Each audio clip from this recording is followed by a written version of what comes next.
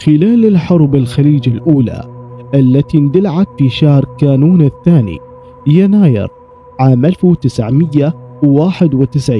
شهدت الأجواء العراقية مواجهات جوية مكثفة بين القوات الجوية العراقية والقوات الجوية الأمريكية ضمن عمليات واسعة النطاق استهدفت البنى العسكري العراقي. في فجر يوم 17 كانون الثاني يناير عام 1991 تمكن الجيش العراقي من إسقاط طائرة عسكرية أمريكية أثناء تنفيذها المهمة القتالية داخل الأجواء العراقية، وتعد هذه الحادثة من أبرز الوقائع الجوية في الأيام الأولى للحرب، حيث وقعت بالتزامن مع بداية العمليات الجوية المكثفة.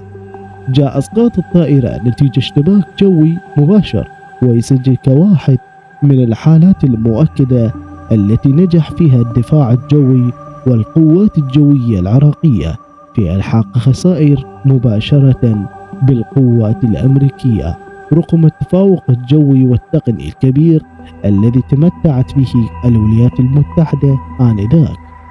تكتسب هذه الحادثة أهمية تاريخية وعسكرية لكونها تثبت أن الأجواء العراقية لم تكون مفتوحة بالكامل، وأن الجيش العراقي استطاع بعض الحالات مواجهة الطيران المعادي واسقاط طائرات خلال المعركة الجوية. ووثق أن هذه الوقائع في مصادر عسكرية وتاريخية متعددة تناولت مجريات حرب الخليج الأولى، وتعد هذا جزء من سجل المواجهات الجوية التي شهدتها المنطقة خلال تلك الفترة.